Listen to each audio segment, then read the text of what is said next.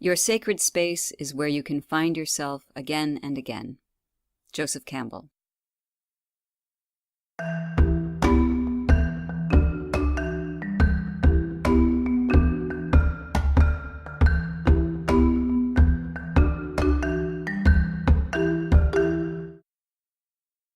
Welcome to Self-Talk. I'm Rachel Astarte. Today we're continuing the topic of solitude, specifically how to create a solitude practice.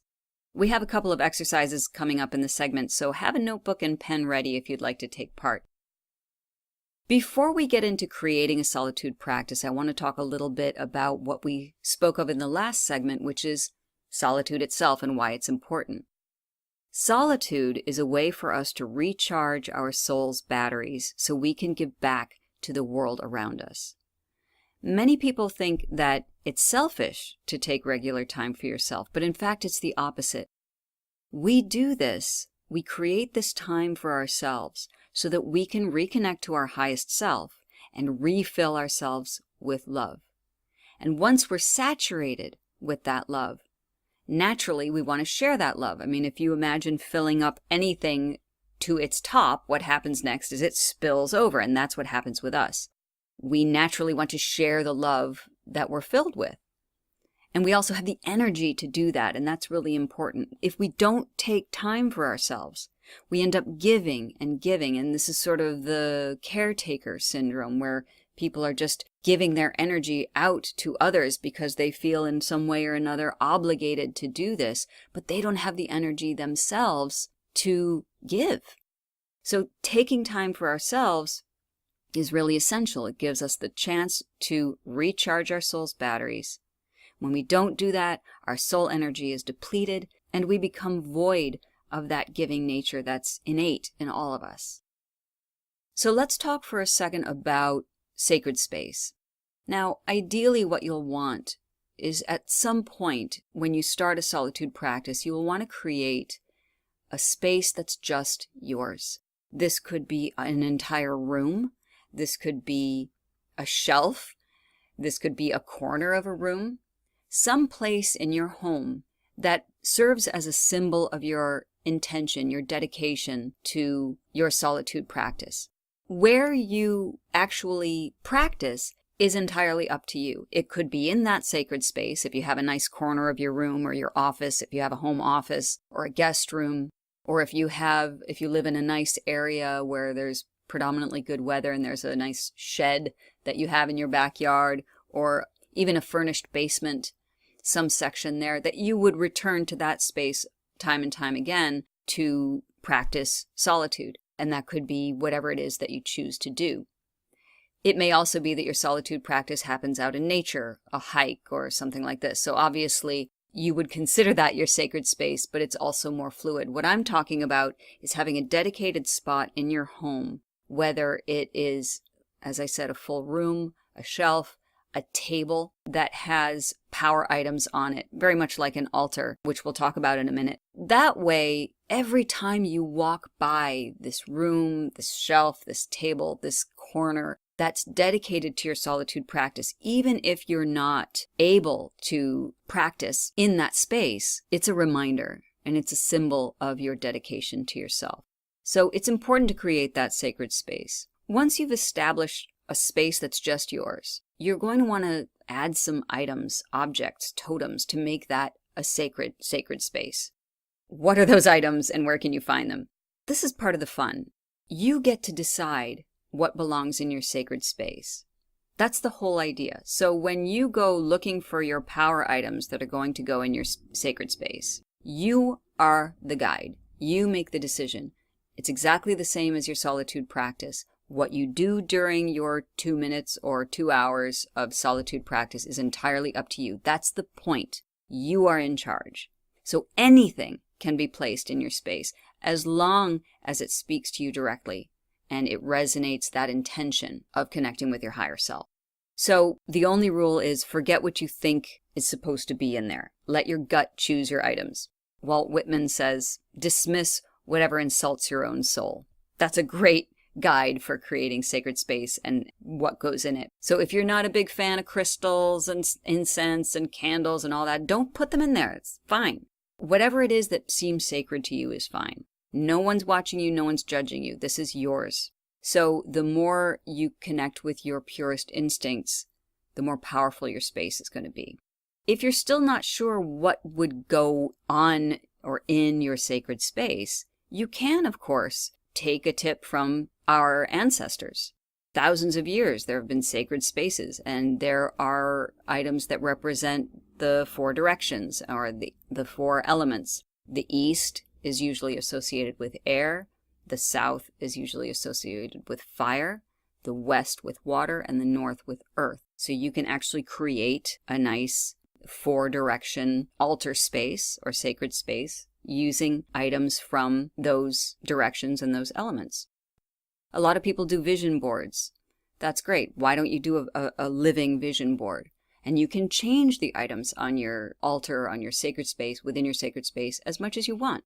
So you might have a theme or something you're working on, positivity or abundance or health or compassion. All that matters is that you select individual items that resonate with you. I'm going to give you a few ideas. So there are rocks or stones. In the shamanic tradition, we refer to them as ancestors because they've been here a lot longer than we have and are really charged with energetic experience. You might put that in the north section for earth. Feathers are wonderful. Feathers usually represent air or the east. I won't go through all of the directions, but you're getting the idea. If you work with any spirit guides, if you work with any compassionate helping spirits, power animals, angels, a small representation of those can go in your sacred space. Gemstones, water, any jewelry that means something to you. One I really like is any photographs of loved ones, ancestors or teachers, people who inspire you, to whom you want to show respect and honor. You can have pieces of driftwood. You can have pottery and candles if you're into it. You can even put your journal in the sacred space and keep it charged. Drums, rattles, offering bowls, incense, fabric, you get the idea. Flowers are great, and you can change them as you wish. So once you've collected a fair amount of these items, you can actually charge them, imbue them with power and intention by welcoming them, saying a few words of welcome, and even asking that they assist you in creating and maintaining your solitude practice and developing your highest self. You may also wish to burn some sage and clear the area and clean each of your power items by moving it through the sage smoke. And whatever you decide to do that feels right is the right way to do it. These are just suggestions. So if you're not really sure where to find your power items, this is a great exercise. And you won't do it now, but you'll remember it or jot down the notes now, and you can try this later. So go outside. This is a wonderful way to do it. Take a nice deep breath and set your intention to find a power item. Just walk around the area right where you live, even if you live in the city. I've done this practice in the city where I was looking for a particular power item to work with and wandering the streets of Manhattan, and I found this amazing pink rock out of nowhere. I mean, it was really crazy, actually. It had no business being there, but I had set the intention to find something very wonderful, and so there it was. So begin walking around wherever it is you live, and then you just want to keep an eye out for an object or objects that seem to kind of leap out at you. Sometimes they almost glow and just give you a sense of knowing in your belly that this is something that I need to have. So you pick it up and you hold it and you ask, is this okay? Can I bring you home? Can I put you in my sacred space? And if it seems like it's okay, then yes, you can bring it back into your sacred space. And do this as often as you need to. This is a great exercise, by the way, to just walk around with intention, looking for something that will help support you in your solitude practice journey. So that's your sacred space. That's the place where you're going to return to, even if you have your solitude practice elsewhere. Even if your solitude practice is taking a hike, taking a bath, reading a book, meditating, wherever it is that you choose to have your solitude practice take place, you will always have this sacred space that is a reminder of your intention. And again, the intention is to give back to the world by regenerating yourself. Keep in mind that the solitude practice is really about you connecting to yourself, stopping all the voices in your head that are telling you otherwise, the parts of you that are comparing yourself to others, telling yourself you can't do this or you can do that, or what's right and what's wrong. Your solitude practice is a complete celebration of you, the you-ness of you. We run into trouble when we start comparing ourselves to others. Oh, well, I should be at this place in my life. I should be there. Your solitude practice allows you to drop all of that and find out who you really are and celebrate who you really are. I mean, imagine if a blade of grass compared itself to an oak tree. It doesn't make any sense. The blade of grass has to be a blade of grass, and the oak tree has to be an oak tree, because that's the way they're designed. You're designed the way you're designed, and you have a purpose on this earth that's different from everybody else's, and that person you're comparing yourself to also has a path. We each have a purpose. I talk a lot about trees in my practice with my clients. So a tree doesn't have any other responsibility except to be a tree. That's all. It has to be the treest tree it can be. That's it. A rock's responsibility, same thing. So you're celebrating your you-ness. Be the youest you can be. When we have a solitude practice, we allow ourselves to tap into that, being the youest you can be. So if you're trying to be something other than you are, right at this moment, you're actually doing a disservice to yourself and creation, the great mystery, God, whatever created you. Being the best you can be is the highest form of praise you can give to creation. And only you know what that is. That's the whole core of the solitude practice, getting to learn all the colors and textures, all the loves, all the dark bits and the light bits, that radiance that makes you who you are. And of course, you want to have fun doing this. That's how you give thanks for your life. Then you'll find that over a period of time of practicing solitude regularly, that your highest self is always with you. So easy to tap into. Just like meditation allows us to remain calm in conflict, a solitude practice allows you to call upon your highest self in any situation. So then imagine the benefits of that. You don't have to get bored waiting in line at the post office anymore.